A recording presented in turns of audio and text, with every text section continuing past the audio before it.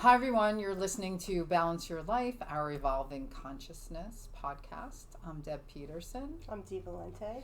And today we're going to talk about, have you ever, you know that food affects our bodies. 100%. I think everybody, right. Yes. Everybody knows that, right? But did you know that it affects your mind? And more importantly, that it actually can affect your soul.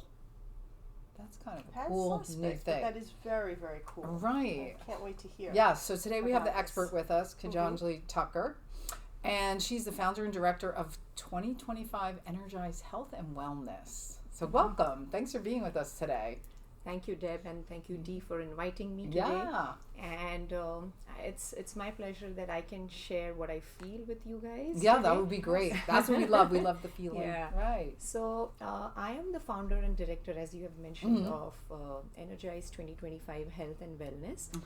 This initiative was born because I had to undergo, I had a health issue. When my child was 2-year-old, I have now 9-year-old. Okay. So now when she was 2 years old, I was diagnosed with a liver disorder.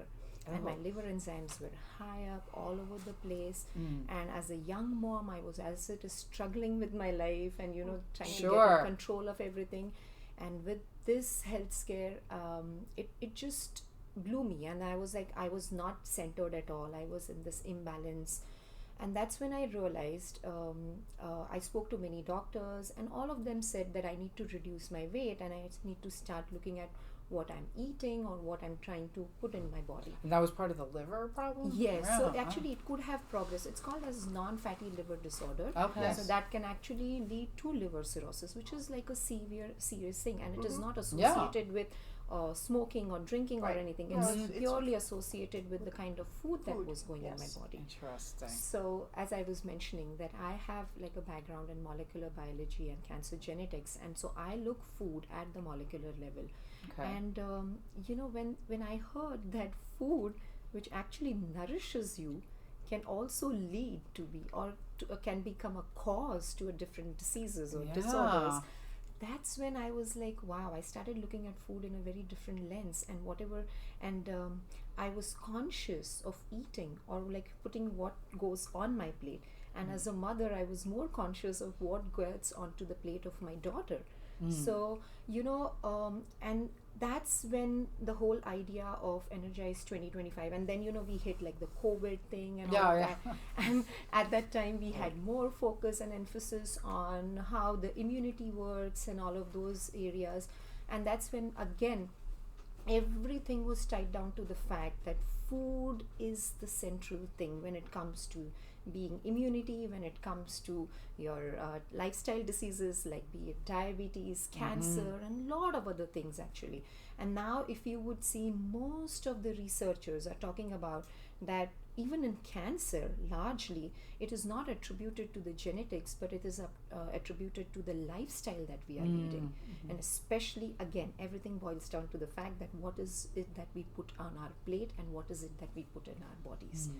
So today it's very interesting. We are trying to cover a very vast subject when it comes to body, mind, and soul, and in conjunction with food and what it does to us.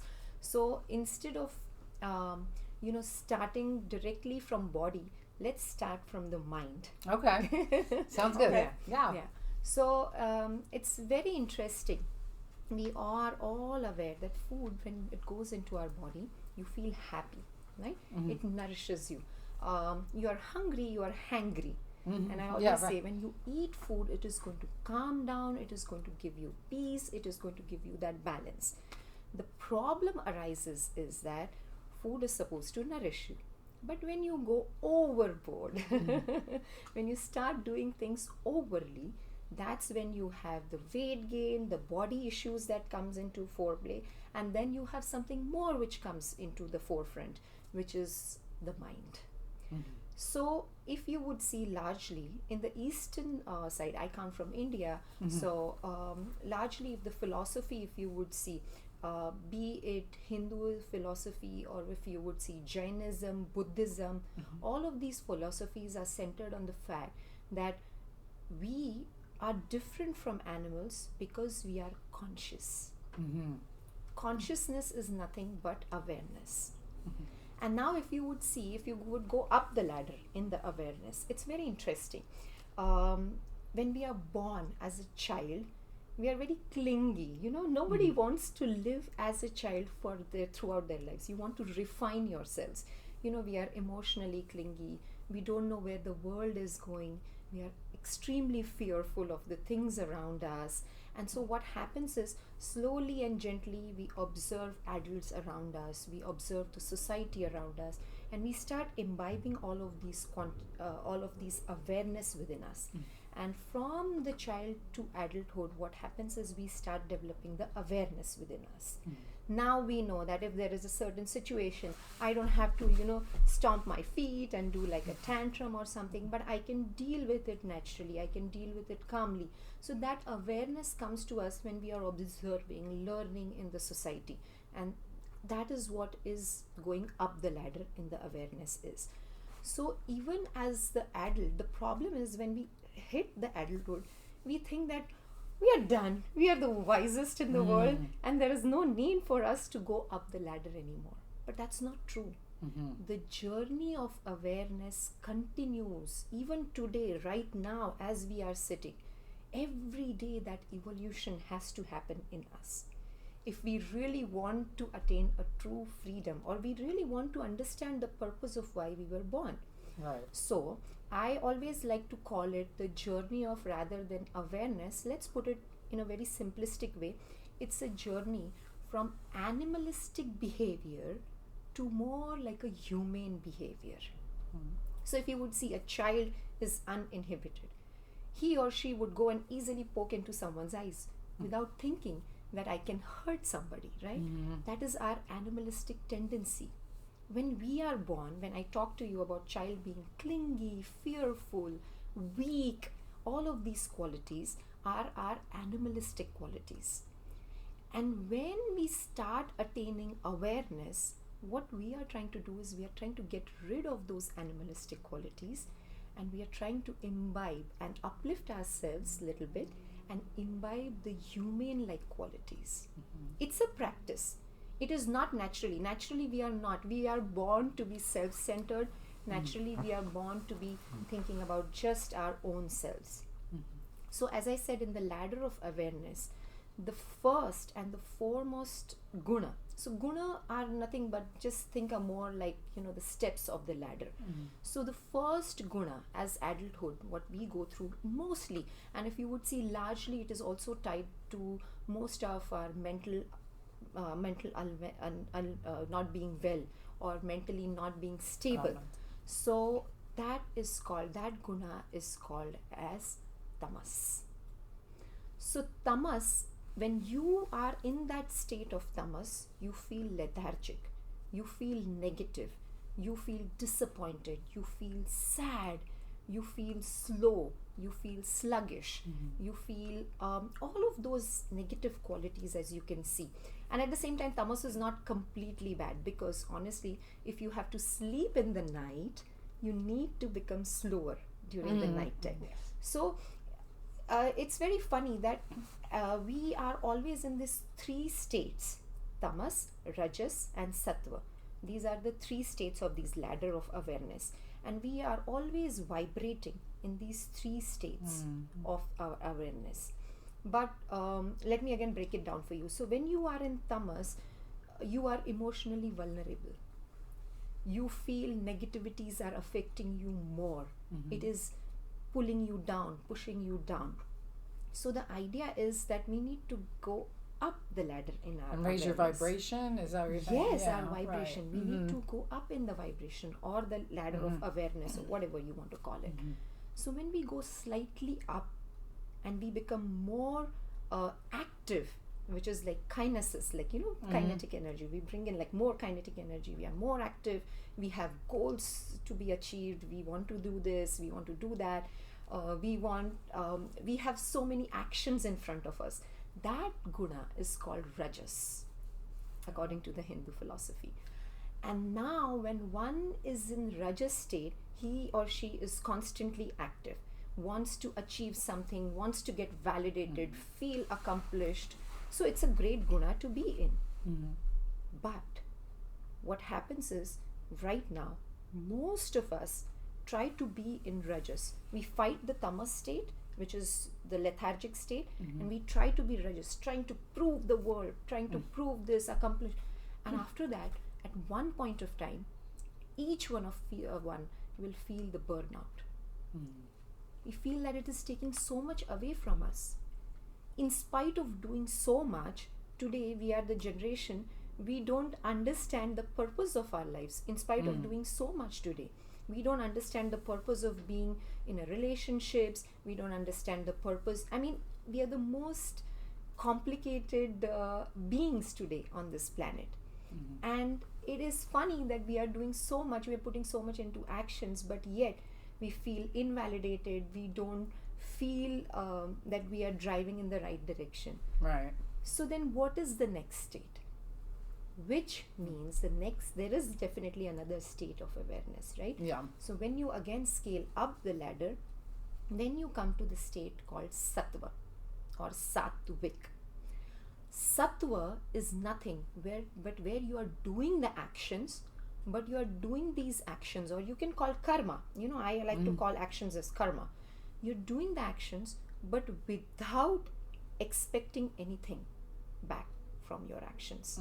So for that matter, you know, most of our worries, if you would see even the Buddhist philosophy, I mean largely if you would see, what happens is most of our worries happen because either we are dwelling too much into our past, right? We have so many baggages or burdens of our past, or we are trying to be too much into, we are trying to control too much of our future. But if we were in sattva, which is in the state of balance, right now I am present, I am talking to you. Right. So this is my sattva, and I am focusing on this right now. I'm not worrying what is happening to my family, my dogs, my daughter, and all of that, which is always, you know, it's funny that how as a human being we are carrying so much within ourselves. When we can, let's say if I'm eating an apple, if I'm just focusing on apple, I'm thanking the universe for providing this apple to me. I'm enjoying every, you know, bite of that apple. Oh my God, it's sweet, it's tart, and this and that. I'm being in the moment. Right. And being in the moment is not easy. Being in sattva is not easy. The only way when one gets to be in a sattva is through practice.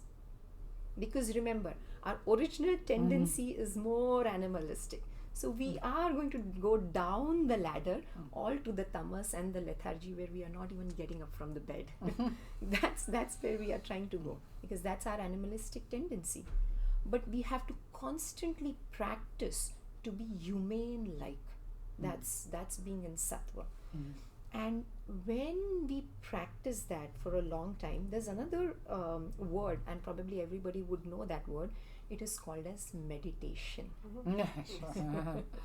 Meditation is nothing but it is a practice of being in sattva. And why it is necessary, and especially in today's time when people are going so much with the mental issues and all of that, to be in sattva, is when you practice this tool of meditation. It's like a tool, right? You know, when actually you are encountering a situation which is unfavorable for you, it is something that you don't want to get into that situation. It could be anything, one going through a heartbreak, one going through a divorce in life, one going through, it's the unwanted situation. Nobody's looking for that kind of a situation.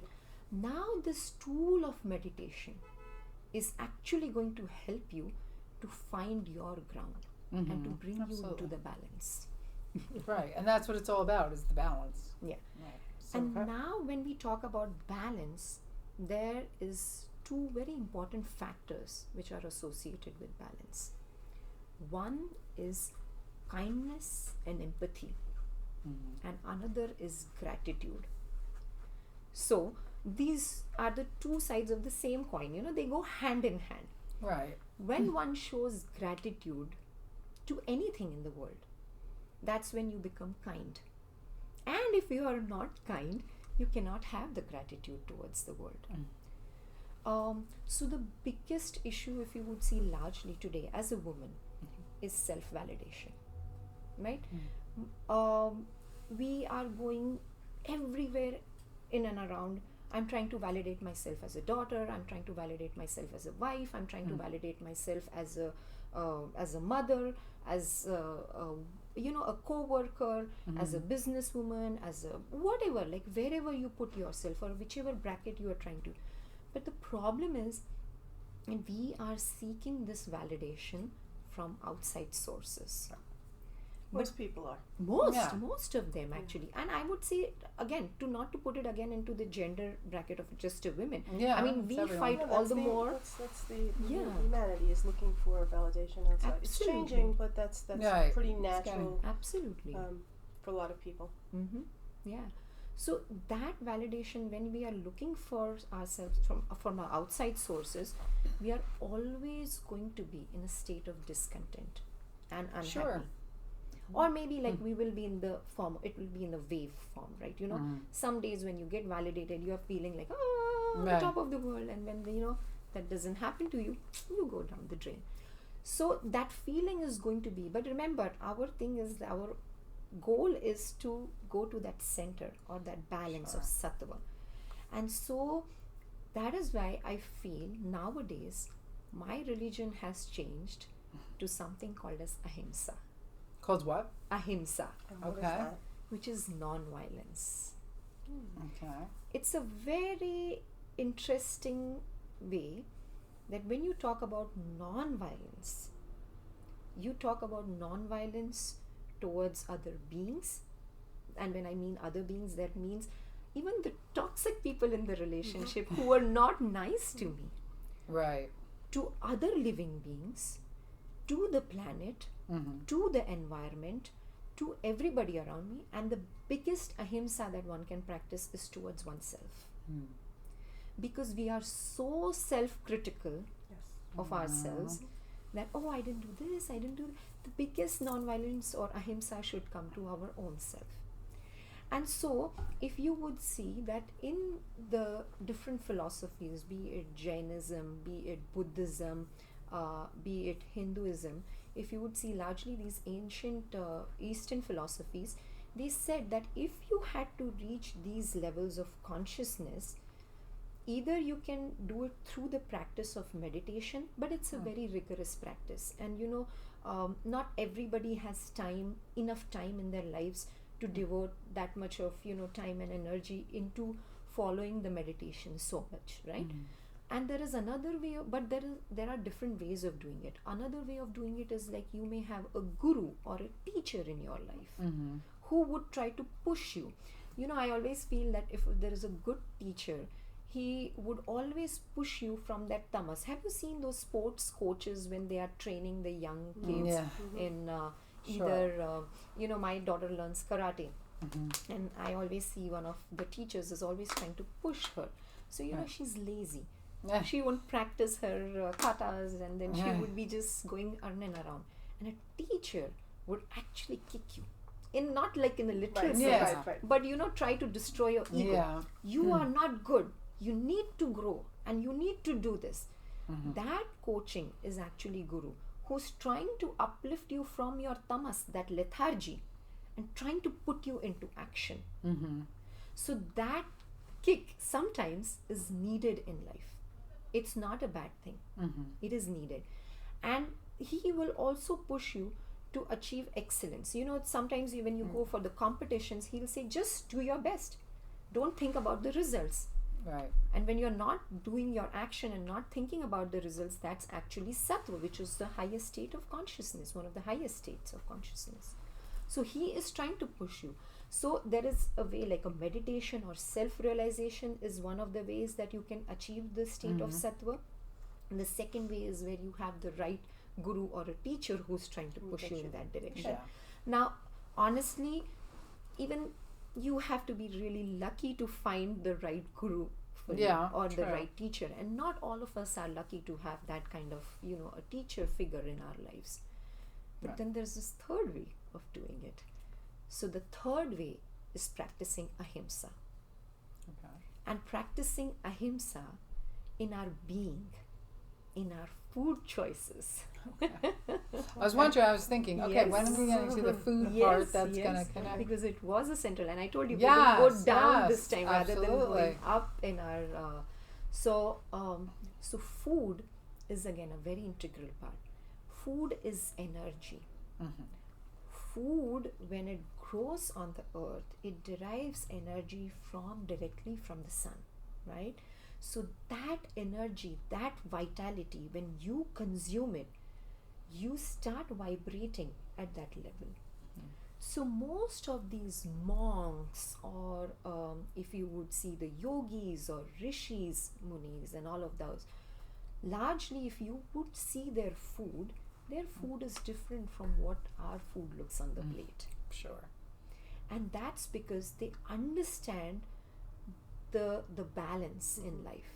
They understand that why it is important for us to have that balance, why it is important for us to reduce the animalistic quality of ours and have more humane quality of ours. Right. So what does their food look like?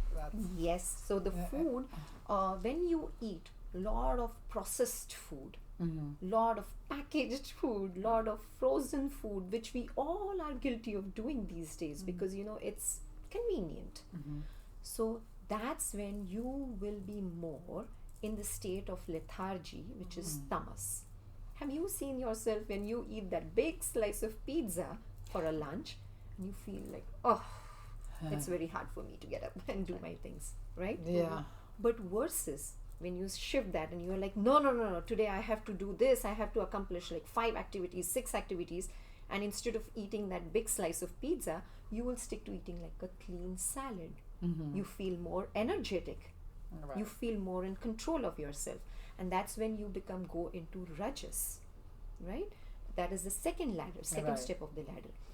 But in sattvic thing, it's a very different thing. When you start eating food which is full of fruits, vegetables, whole grains, nuts and seeds, what you are doing is you are not only controlling your activity, but you are in a state of a balance where you are not feeling these negative or toxic emotions like fear, guilt, weakness, being frail, but instead this food actually is trying to lift you up. Yeah. And it's trying to bring you into that stability or that balance, which is very important.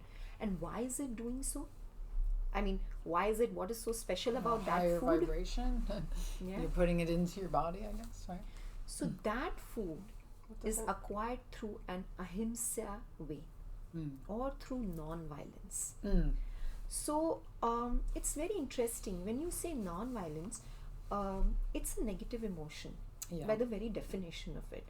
So if somebody, let's see, we also believe in the fact that, let's say, if I am today not happy about something and I am crying and I'm like wailing and I'm making the food, that energy is transmitted into that food. And now when I give that food to others and when somebody is going to eat that food, it's not a happy food.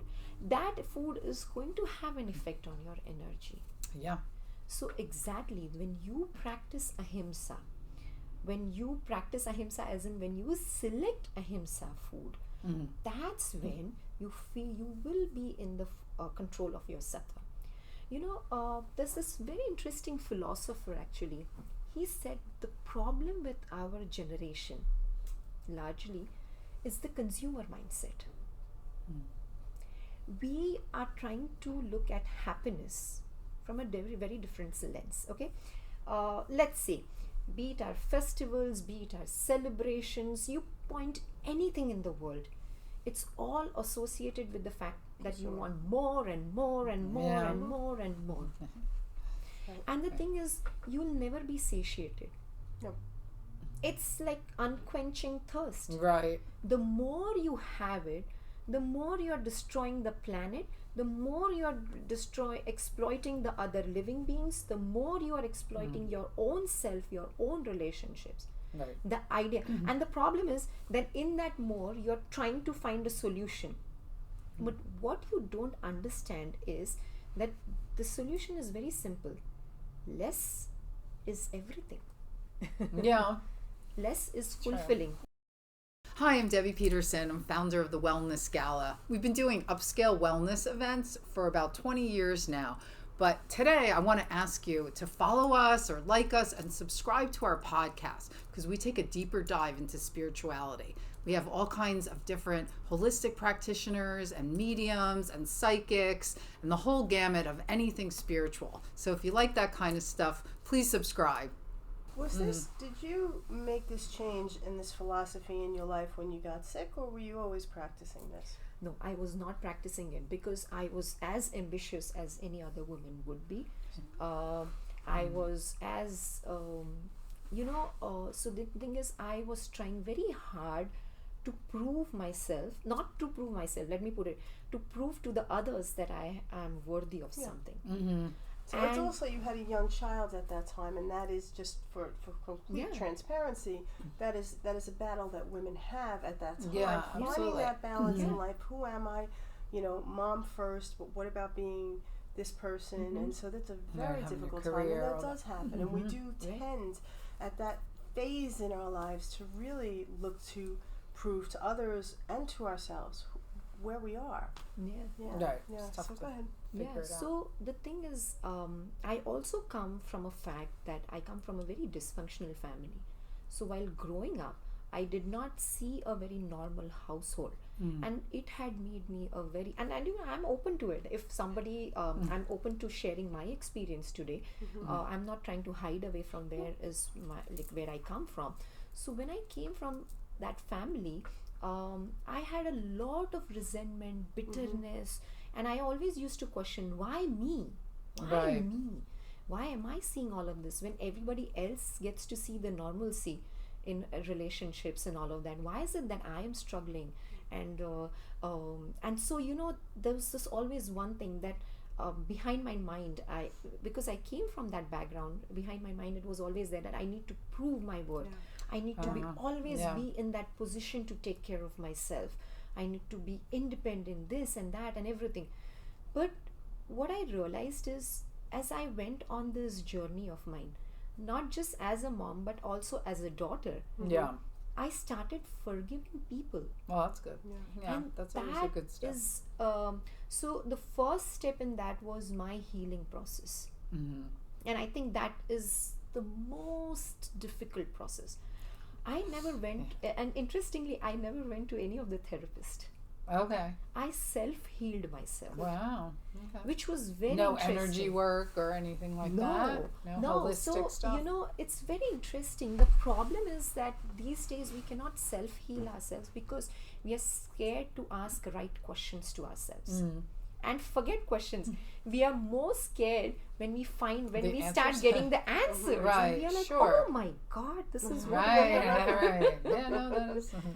But that dissection is very important as a human being.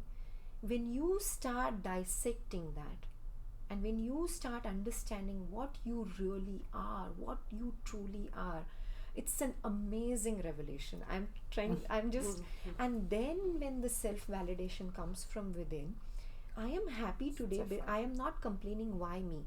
That question is already answered for me today. Right. I'm not complaining anymore why me, because I feel I became, or I am what I am today.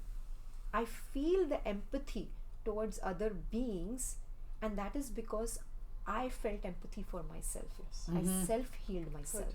Good for you. And if I had not gone through this experience, I might be a snooty person who might not feel empathy towards anyone. Right, but now you can help other people with that. Right. And tell us about so how you transitioned over to what you're doing now and what that looks like.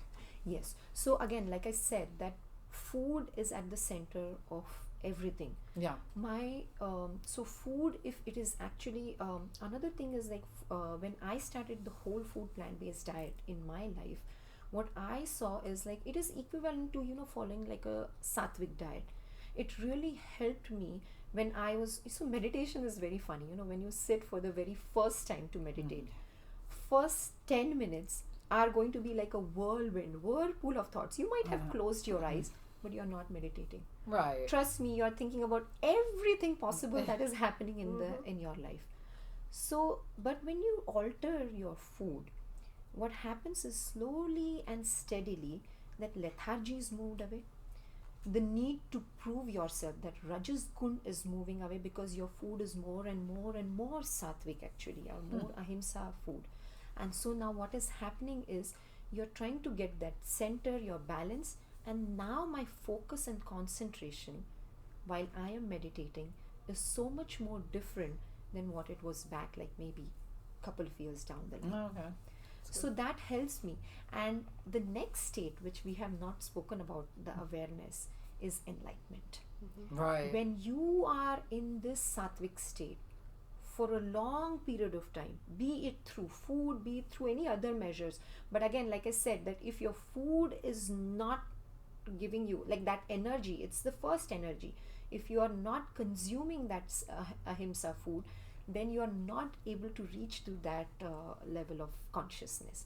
And when you are in that sattvic phase for a longer time, that's when magic happens. That's when discovery of your own self occurs. I always feel that English alphabet has given us one of the alphabet is very wrongly given to us by this English language, and that is I. We all struggle with I. We all struggle with the fact that if you would see largely that, I, my voice, my priorities, my sadness, my happiness, my I, every time it's I.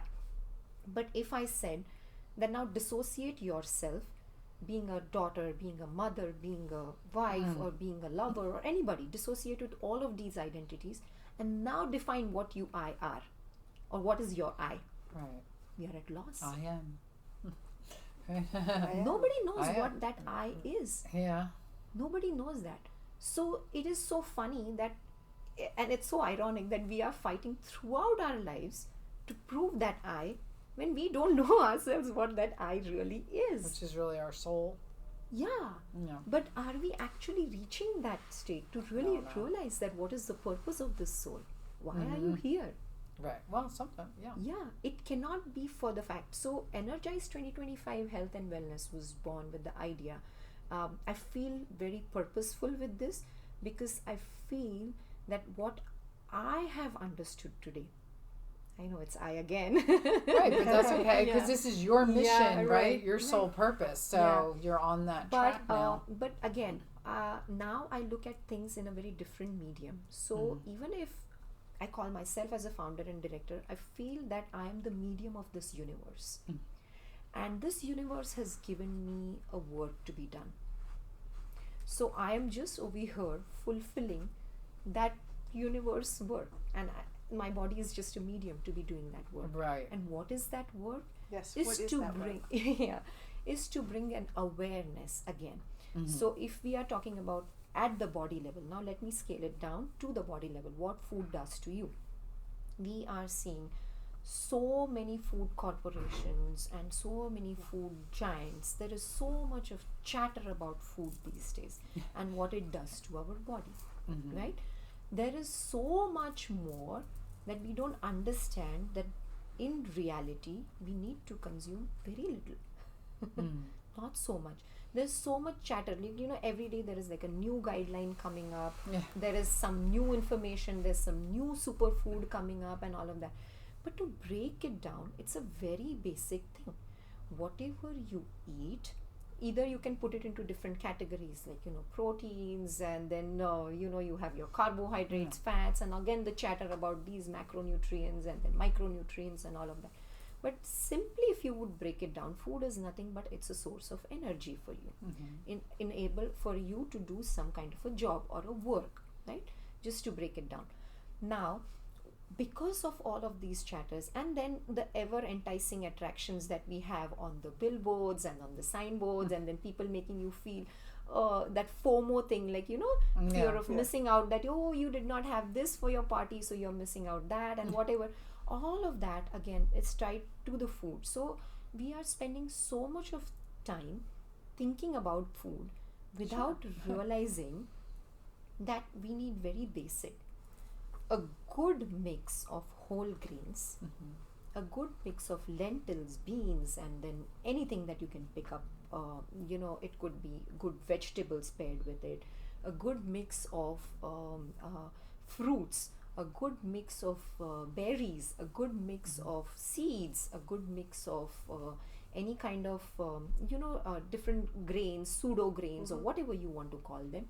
When you mix all of that together, it gives you enough proteins, it gives you enough carbohydrates, it gives you enough fats, it gives you enough all those micronutrients and phytonutrients to live your life in a qualitative way and in a better way. So do you work with, in your practice, do you work with clients to help them start on a vegan lifestyle?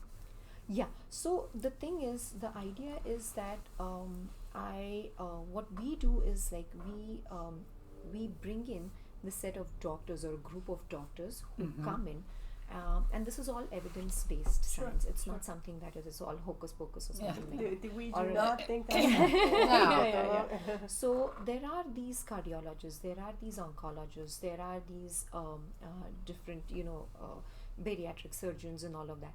They have seen that how food is actually affecting us, how like diabetes for that matter is completely, type 2 diabetes can be reversed by changing the food eating habits.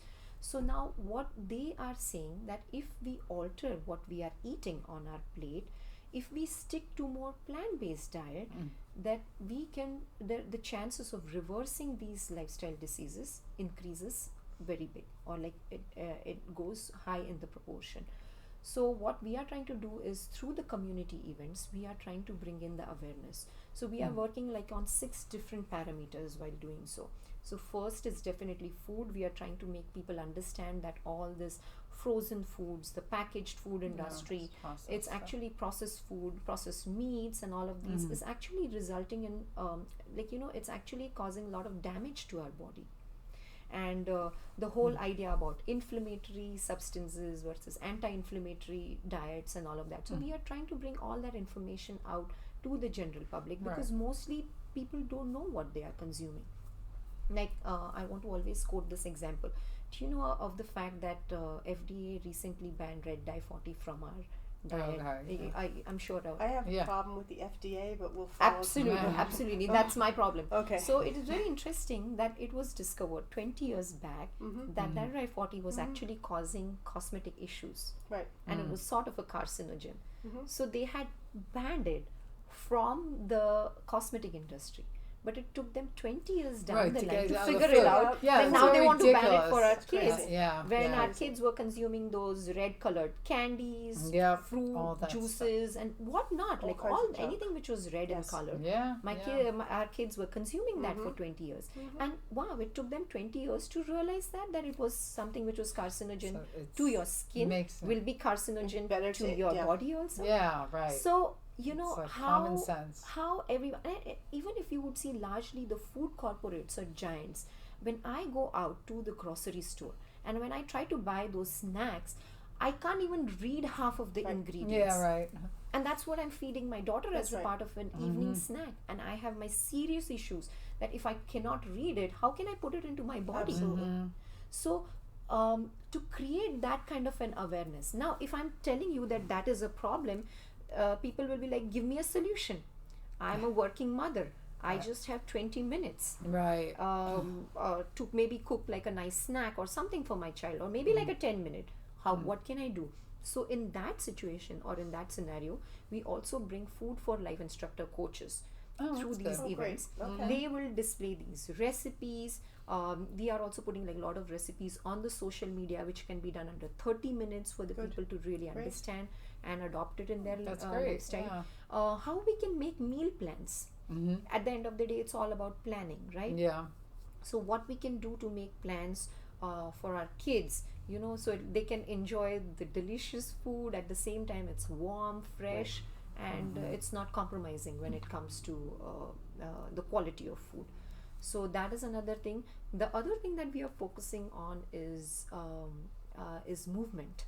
So we also have these celebrity fitness coaches who comes and who tells you that how you can integrate 20 minutes of workout, because I always feel that those 20 minutes where you're pumping your endorphins and you're feeling good about yourself, you've risen higher in the consciousness level as well. Absolutely. It's very important. It can be very cathartic when people exercise, and yeah, absolutely. So that is another area. Sleep is another area that we are getting experts to talk about, mental health and wellness. So different activities, how we can create, even a positive talk like this can bring in so much for someone. Absolutely. Yeah. Absolutely. Yeah. It's a lot. You're doing a lot of things. Yeah. So do you have a facility, or is it all online based? So what we are trying to currently do is we are trying to give talks at so Rotary Club was one of the organizations that when we went there and we gave a talk to them. So we approached like different non-profit organizations. We approached towns and we approached the mayor of the town, and then we through them we try to do these activities for the towns. The whole idea for me is our organization or our initiative is not trying to make any money out of it. The whole intention is like more and more awareness about food needs to go through the Could not agree more. through the general masses or the public. I know. I think I was telling her she should talk to you about because she was going to try to be in the gala, but then the date didn't work. But It's or you bring in the experts and there's they do a lot of events and things. people know to look for something different right now, but they don't know what that is. But at least they know to look for something different. I discovered back in 1987 there was a report I came across from the American Heart Association that said that they predicted that the generation at that time would be the first where parents would outlive their children. Now I've been in the fitness industry my entire life, and it just blew me away. And it was because of the sedentary lifestyle. It was because of the fast food. It was a whole different world. That was where that change came in, and it's gotten progressively worse. So I'm with you, and I have had an awareness of this, but we knew, and not enough people knew. So not a lot of people were doing things about it. Now at least people know. And so people are starting to look for what can we do about this, and so it's really important work that you're doing. But it's sad, that I always feel that truth is bitter. If I tell, so this is a very funny generation, if you would see. Like for example, I always quote these examples. A lot of things are put on the social media, right? But the whole focus of ours is on the views on the social media. Which is we might have created an amazing artistic maybe like a song or something like that, but the problem is we will be unhappy unless it has because what number of views that song has on it. It's tough. The whole thing, it's tricky. So even in terms of food, when I am telling somebody that you go onto the survey, do you mean that I should just forget the taste, how the taste is going to be, now I should live a life without having like a tasty recipes in my life, or a tastier food on my plate. It's not like that. Nobody's telling you that you switch to a monkhood or something like that, which is hard for everyone. But what one is telling you is to be conscious, making an effort, a little small effort. That a few changes, a few tweaks are amazing. Tweaks are amazing. And if you would see largely, if you can plan your week, like as a working mom, I always feel that if you can plan your week in advance, it's very interesting.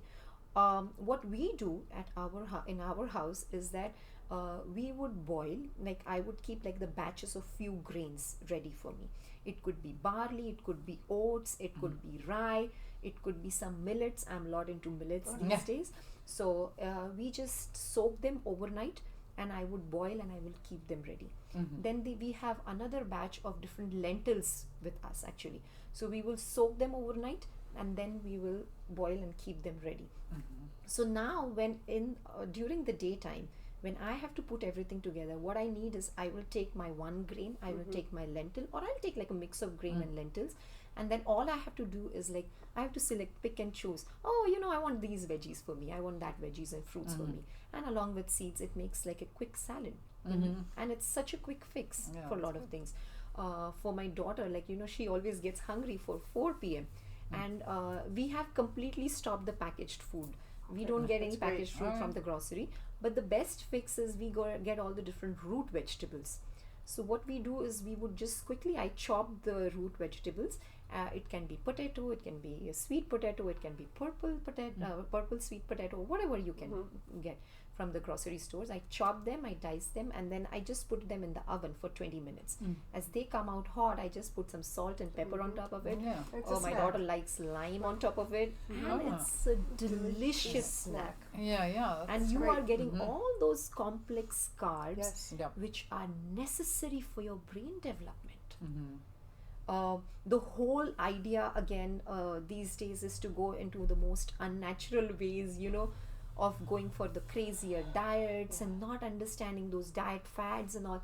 I just feel like more we are centered, more we go closer to the nature. Nature is giving you all of these things. These things are growing because, at the end of the day, nature wants you to consume and, get nourishment from all of this.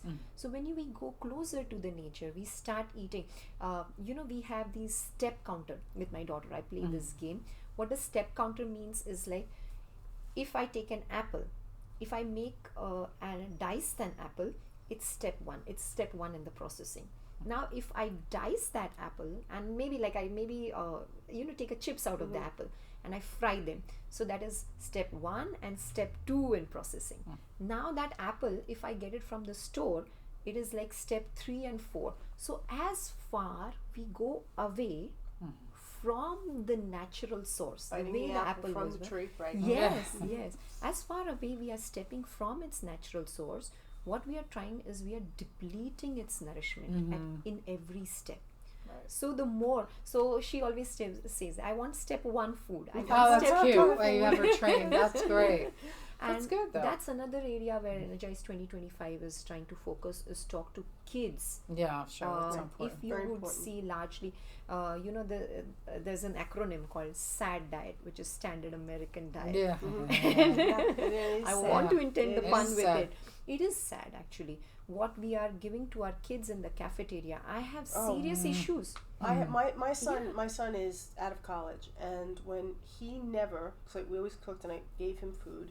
He was a food eater from the word go, like real food, not from when he was little. But when he would go to school, he would refuse to eat lunch, and I remember he took when he was in high school, they took a picture or something, and of what someone it was. came over. And they got in trouble for it.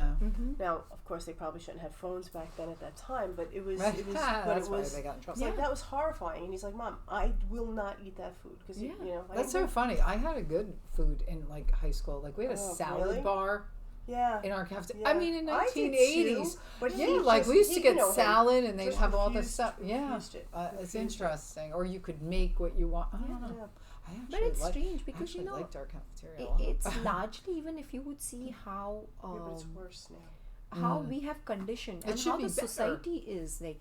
If you No, would, I'm just going to tell her because my daughter is younger, so not much younger. She's 18. Okay, when she was in elementary school, and I would see the food, I could not believe that this was, even if they had a set, but how many kids were going for that salad bar? They were not. I don't know. Yeah. Okay, the food that they were feeding them, it's scary. Yeah. You're right. It was better When we were years ago younger. when When we there. were younger. Yes. yeah. Yeah. I feel And like that. I completely understand and I agree with you because it's not cool anymore. So the whole idea is like these industry, when you talk about these food corporates, they spend billions and billions of dollars coming up with a Advertising? product, Yeah, right? I'm Or sure. advertising it. Yeah. So they have to entice the general audience, or if you would say the younger audience, they have to do what they have to do. Yeah. So the whole idea of I come across like a lot of males also, and it's like also very gender divided. I have heard this phrase that all the red side of the refrigerator is me and like the muscle man, and all the green side is my wife or female for that matter. Okay. So never I heard have that. heard something like this when I talk to generally the males around. Yeah. So, and I'm like, That's weird. What about fiber? Do you really understand? And there is a lot of research these days is done on actually gut microbiome. And if you would see, it's going to be such a big area of research, and how your entire food is affecting your body, and gut microbiome is another area. I mean, this is it's a whole nother topic. But in future we would definitely love to, I would love to discuss more about what steps we can take where food can also be helpful in changing the body, and also offsetting most of these lifestyle diseases. Okay, that'd be great. Happy to talk about more. Yeah, that'd be wonderful. Well, thank you for being on today. It was really informative. And you were lovely to listen to. So thank you. You did a great job of explanation. Hopefully, I didn't go overboard. That's great. You're definitely on your passion. Yeah, that's it. awesome. So, all right, great. And we'll see you next time.